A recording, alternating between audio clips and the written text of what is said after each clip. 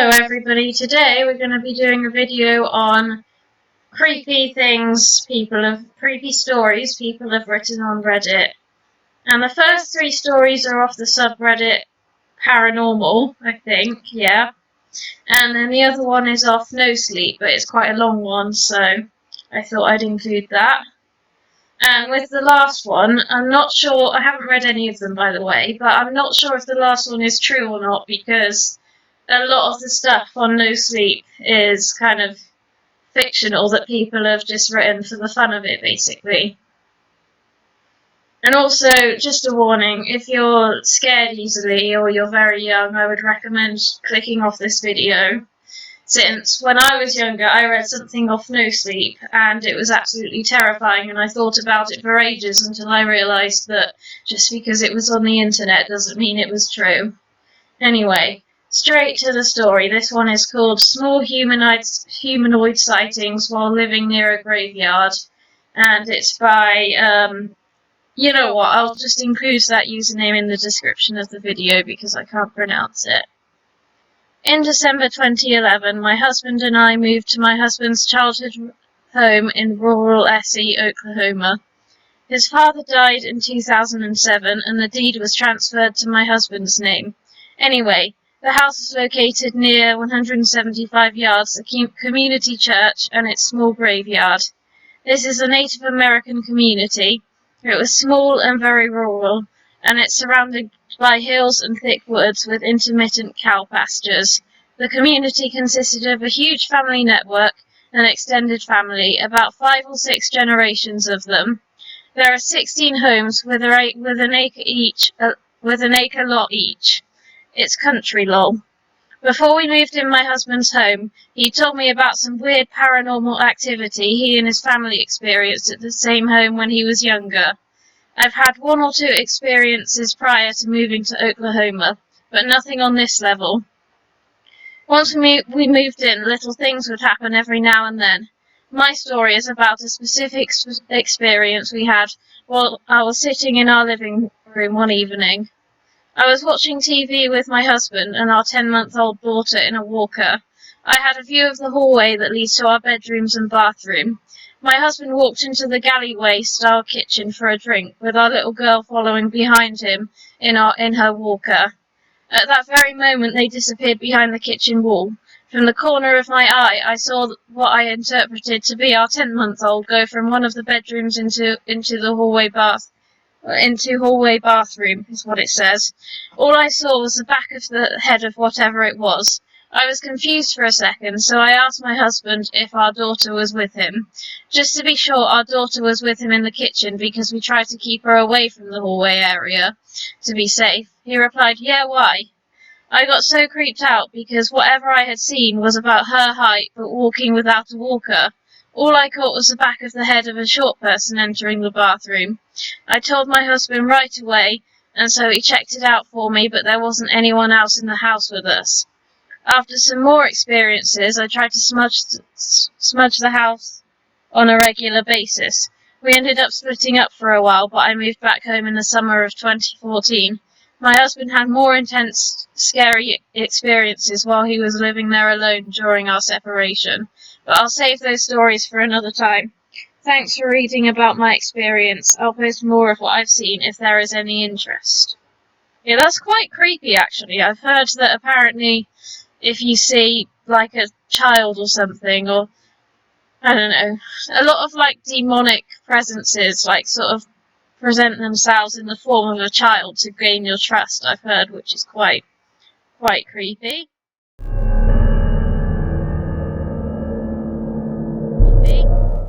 Anyway, moving on to the next story. This one I thought was interesting. I haven't read it, I've already said, but I read the title and I thought it sounded interesting because it sounds like something that's happened to me before. Anyway, it's titled What I Did in My Dream Happened Simultaneously in Reality, and it was posted by Enigma NYXX. I had a false awakening where I woke up, got dressed, I sleep naked, went to the kitchen, took my cup out of the cupboard, put instant coffee in and wanted to put the kettle on, but I started hearing these whispers, like hundreds of people whispering in the background, so I was like, what the F is that? Because I knew I was awake. Well, I thought I was. Then I experienced this whoosh sound / sensation circling my body, and then bam. And I woke up and I thought, whoa, that was real as F.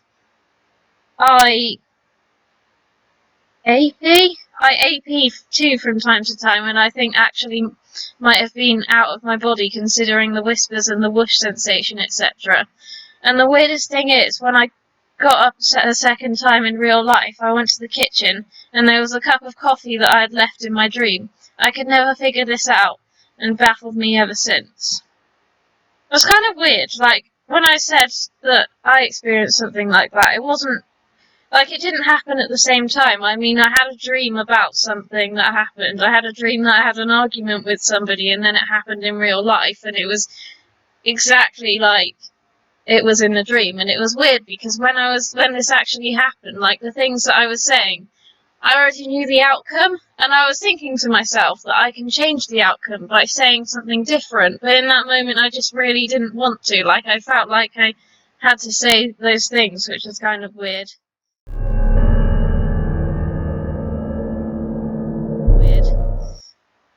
Moving on to the next one. It's called My Paranormal Experiences at Boarding School, Long Stories, and it's by Broken Shield 97. When I was 15 was the first time anything paranormal happened to me at this boarding school. For a month I would have sleep paralysis. The next month it got 10 times worse. As well as sleep paralysis, I would feel someone or something patting my head. I would open my eyes and no one was there. This would carry on for a little while until one night when I had sleep paralysis again, and I looked over to the other side of the room and saw a maid. Do they mean like a maid, like it's a servant type thing, or no? I don't know. I'm just going to read it as it is. And saw a maid would carry on for a little while until one night when I had sleep paralysis again, and I looked over to the other side of the room and saw slightly washed wearing a maid's costume. This happened for a couple nights until I left that school. I came back to that school for sixth form, the last 2 years of high school, if you're American. If it all started up again when I moved into that dorm again, but this time she followed me around the school. In the end, I prayed for her. However, she still follows me around when I wear a certain necklace to this day. This story I have is about 18-year-old me messing about with an Ouija board. Please don't mess with one. So my boyfriend at the time bought an Ouija board. A good friend had just died a couple of months ago. We messed around with it for a little bit until the plaquette started to levitate. I somehow went into a trance-like state for what felt like 30 seconds. However, I got told it was for 5 minutes. When I got out of this trance-like state, I had 3 scratches down my arm. The hand with the scratches was red hot to touch, and the other one ice cold. Of course, we decided to do it again the next time. Something predicted the future. The first thing it said was fire alarm, the next thing knee surgery, and the last one was asylum. As it happened, the fire alarm went off, and a year later I had knee surgery. Then, 6 months later, my ex was admitted to a mental facility, fire alarm went off, and a year later I had knee surgery. Then 6 months later my ex was admitted to a mental hospital. I know it sounds far-fetched, but this is what happened. Again, please don't mess with the Ouija board. That story didn't make a lot of sense. As I've said, I don't read them before. I just pick ones that sound interesting. But from what I've gathered, it's just basically somebody that went to a boarding school and they decided to buy an Ouija board, or their boyfriend bought them an Ouija board, and then what the ghost said actually happened, which is kind of creepy, and I would recommend not messing with an Ouija board. As the person has already said, I don't know what the comments say. This is obviously fresh because there's no comments yet.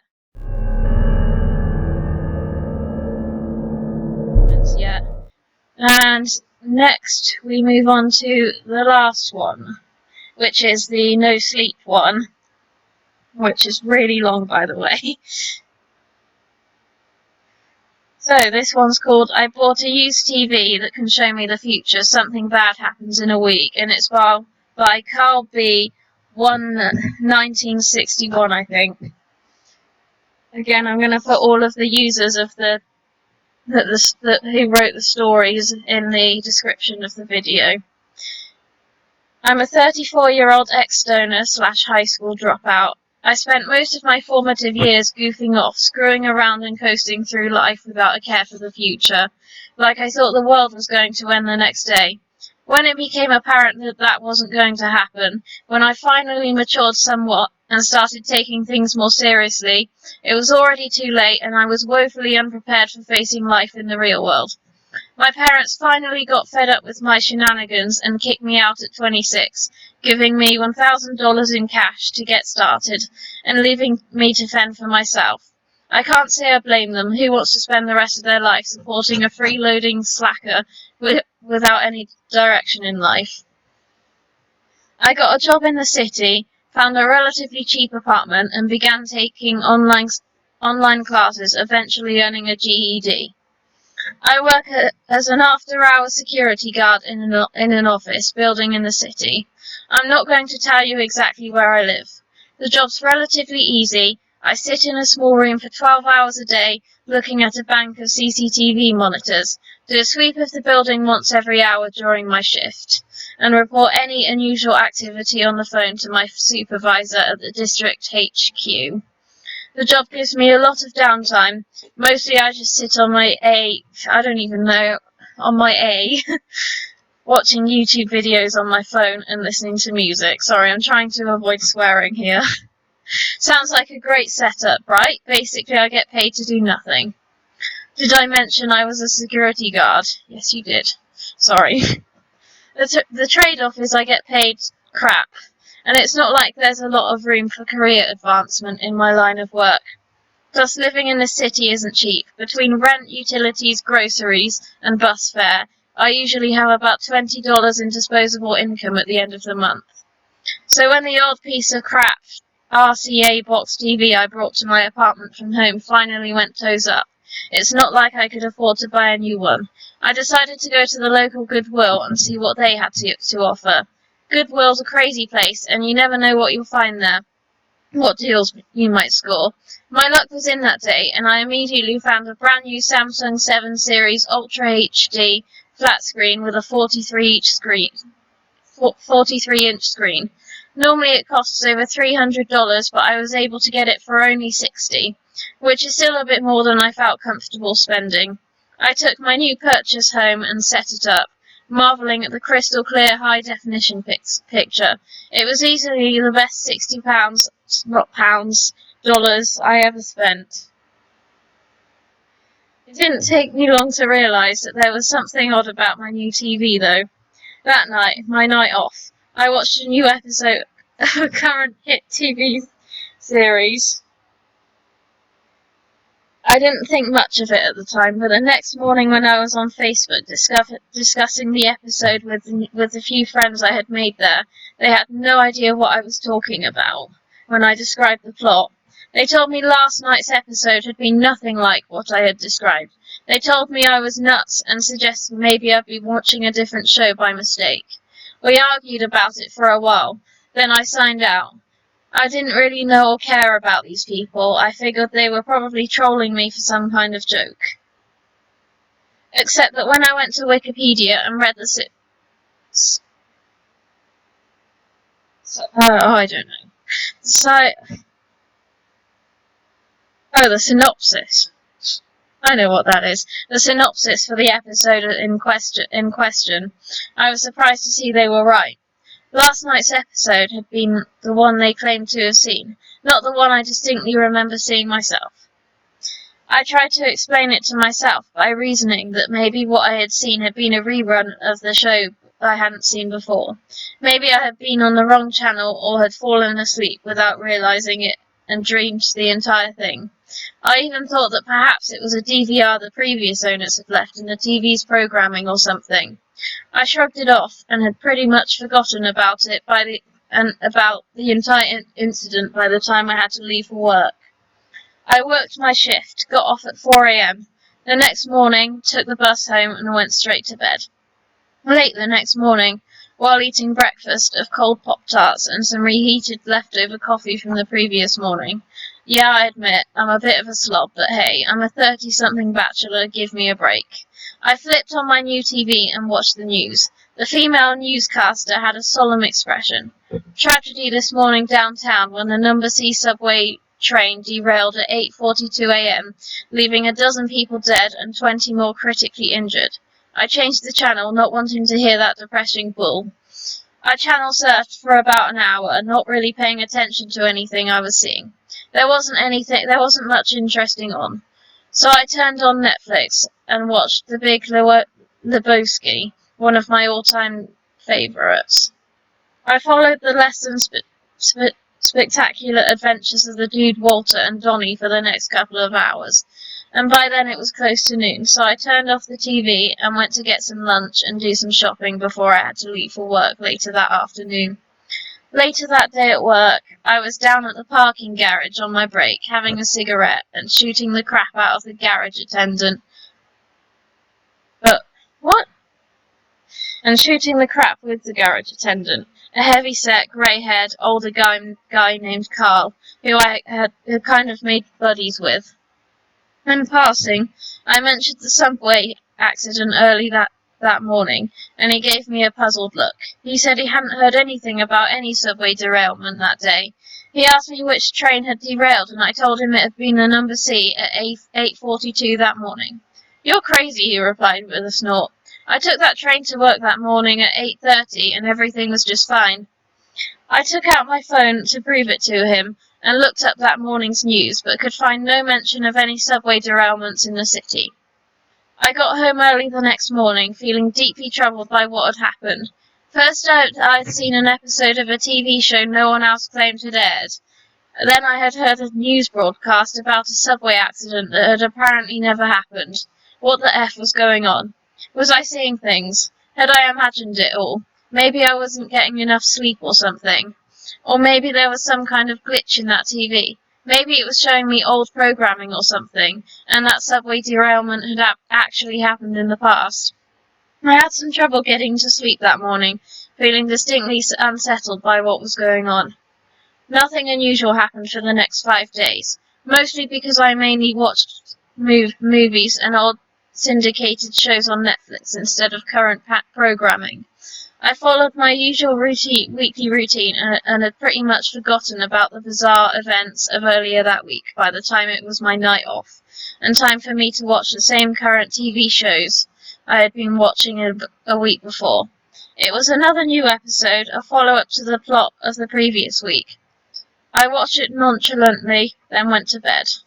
I awoke the next morning to find my phone was packed with Facebook messages from the people in the group I had belonged to. Some of them were amazed, some were curious, some of them seemed downright disturbed, maybe even a little frightened. All of their messages boiled down to basically the same thing. How the F had I known what the episode was going to be about a week in advance? I was confused at first, then it slowly dawned on me. I did a quick search for the synopsis of the last night's episode. It wasn't the episode I had seen the previous evening. It was the episode I had seen the week before. The episode they all argued hadn't aired. I felt a chill crawl up my spine. I didn't answer any of their messages. In fact, I deleted my Facebook account right then and there. I sat there in bed for over an hour. Even then, I still tried to rationalize what had happened. None of the people I knew on Facebook lived in the same city I did.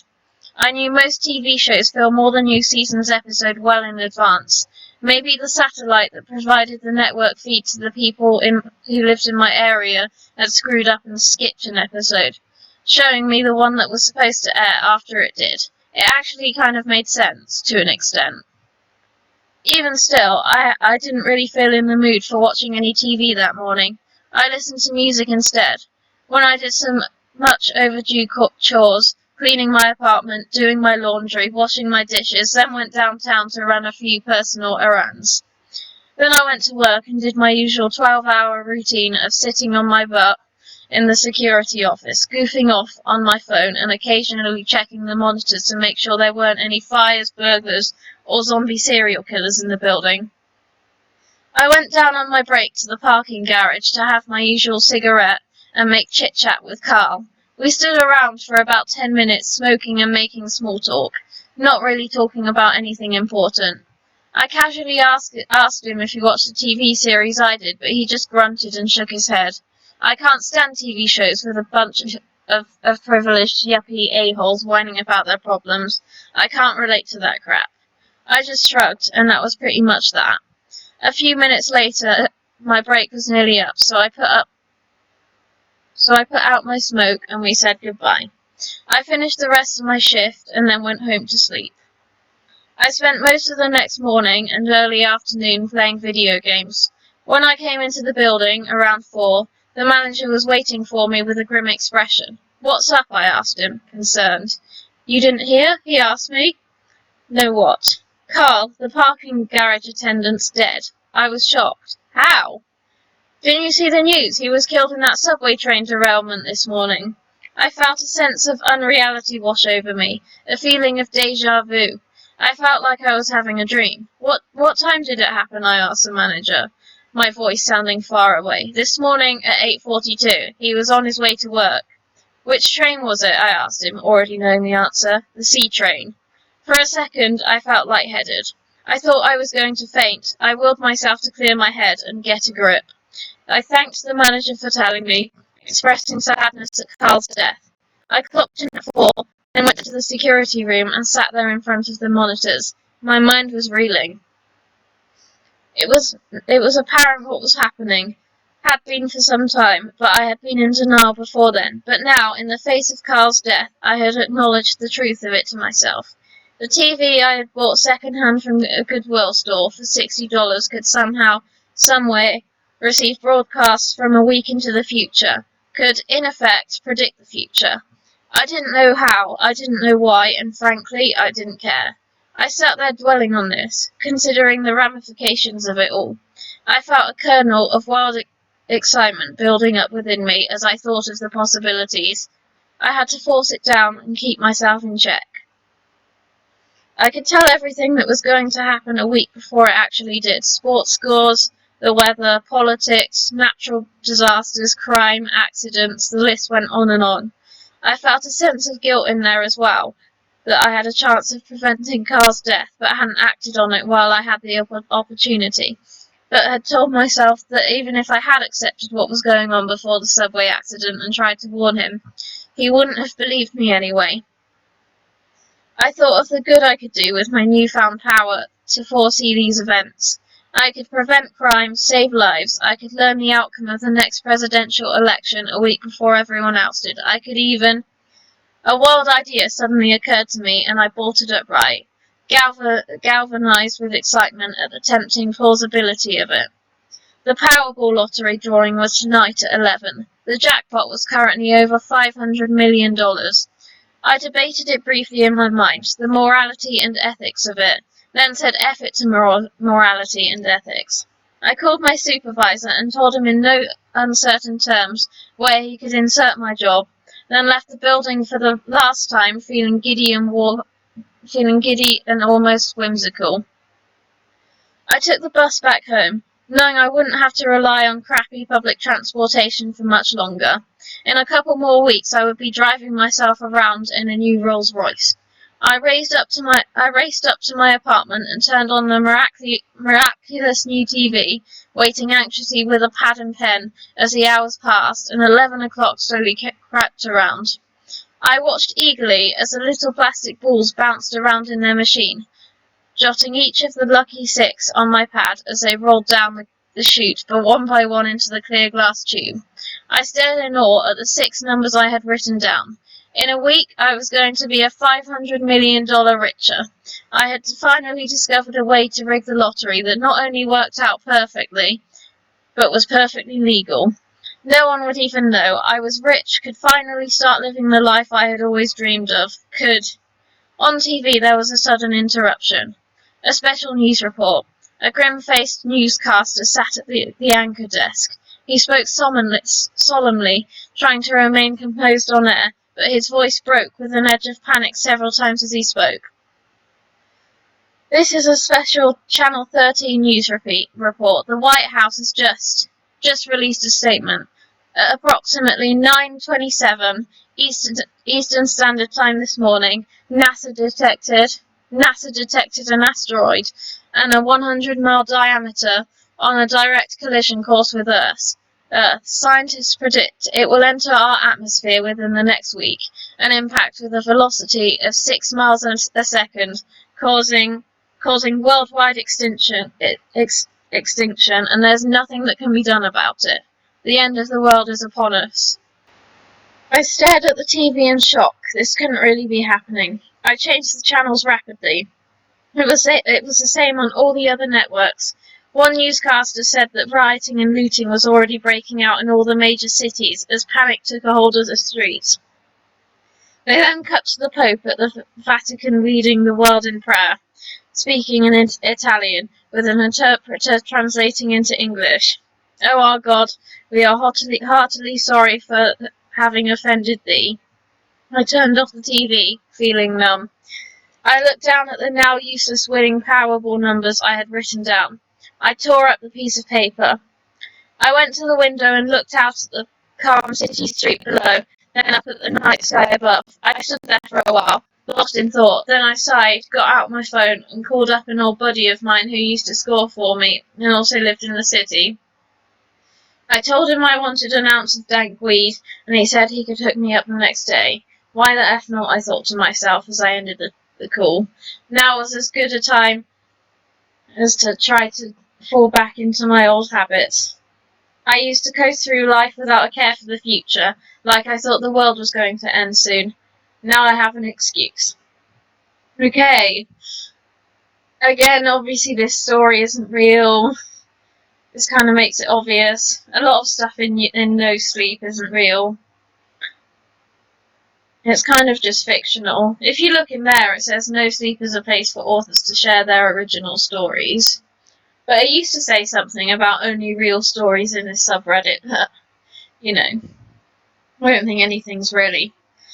But I think that's a good story, it has a good plot. It's kind of scary, which is the idea of it.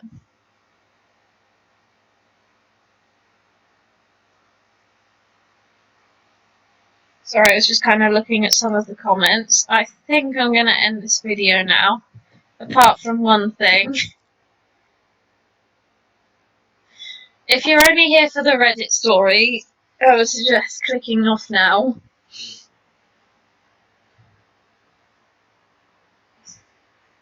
I don't know if you can see him. This is my hamster, little buddy. He's very cute.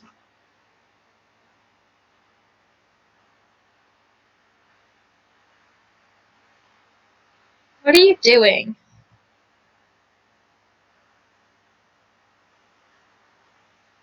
What are you doing? Why are your feet wet?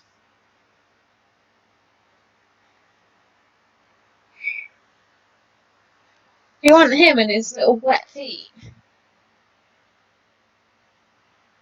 Oh, lovely. Okay, I'm going to end this video now, and I will see you all next time.